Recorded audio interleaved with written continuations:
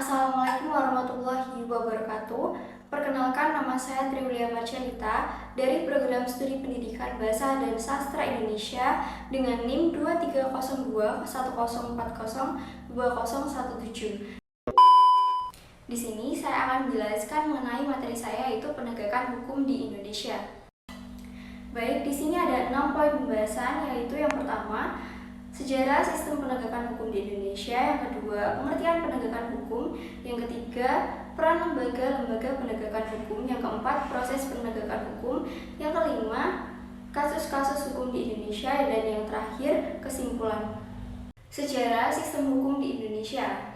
Sistem hukum di Indonesia memiliki sejarah yang kompleks dan dipengaruhi oleh berbagai faktor budaya, agama, dan kolonialisme.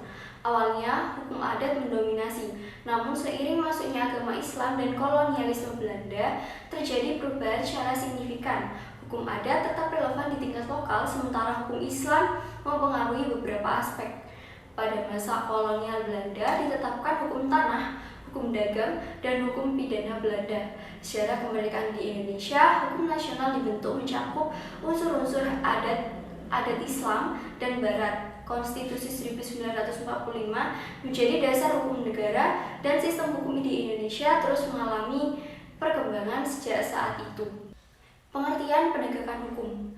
Penegakan hukum merujuk pada upaya dan proses untuk melaksanakan norma-norma hukum yang berlaku dalam suatu sistem hukum, yang mencakup tindakan-tindakan yang diambil oleh lembaga penegak hukum seperti kepolisian, kejaksaan, dan lembaga peradilan, guna memastikan bahwa hukum ditetapkan dan dilaksanakan dengan adil. Yang ketiga, peran lembaga-lembaga penegakan hukum. Kepolisian, kejaksaan, kehakiman, dan advokat adalah lembaga penegakan hukum yang bekerja sama untuk menciptakan sistem hukum yang berfungsi dengan baik. Peran dari lembaga kepolisian. Yang pertama, menyelidiki dan menyidik tindak pidana. Yang kedua, menerima laporan atau pengaduan tentang adanya tindak pidana. Dan yang terakhir, melakukan tindakan lain sesuai dengan hukum yang berlaku. Peran dari lembaga kejaksaan. Yang pertama, melaksanaan kekuasaan negara di bidang penuntutan. Yang kedua, menerima dan memeriksa berkas perkara penyidikan. Yang ketiga, membuat surat dakwaan. Yang keempat, melimpahkan perkara ke pengadilan. Dan yang terakhir, melaksanakan penetapan hakim. Peran dari lembaga kehakiman. Yang pertama, mengadili perkara pidana. Yang kedua, menegakkan hukum dan keadilan. Yang ketiga, menerima, memeriksa, dan memutus perkara pidana. Dan yang keempat, menjalankan peradilan berdasarkan asas bebas, jujur, dan tidak memihak. Dan yang terakhir, menyelenggarakan peradilan dengan merdeka dan tidak dipengaruhi oleh kekuasaan-kekuasaan lain. Dan yang terakhir, dari lembaga penasehat atau advokat. Perannya adalah memberikan nasihat hukum kepada masyarakat, mendampingi dalam proses hukum, dan yang terakhir, memberikan bantuan hukum kepada mereka yang membutuhkan. Poin keempat yaitu proses hukum di Indonesia. Proses hukum di Indonesia ini melibatkan beberapa tahapan. Yang pertama, penyelidikan. Penyelidikan akan dilakukan oleh lembaga kepolisian untuk mengumpulkan bukti terkait suatu kasus. Jika cukup bukti, kejaksaan akan melanjutkan dengan penyidikan dan dapat menuntut tersangka di pengadilan. Pengadilan tingkat pertama atau pengadilan negeri kemudian akan memutuskan apakah tersangka bersalah atau tidak. Keputusan ini bisa diajukan banding ke pengadilan tinggi dan kasasi ke Mahkamah Agung.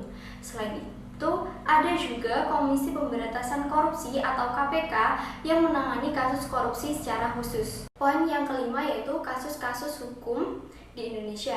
Di sini saya akan menyebutkan kasus-kasus yang belum terselesaikan di Indonesia. Yang pertama, kasus Munir.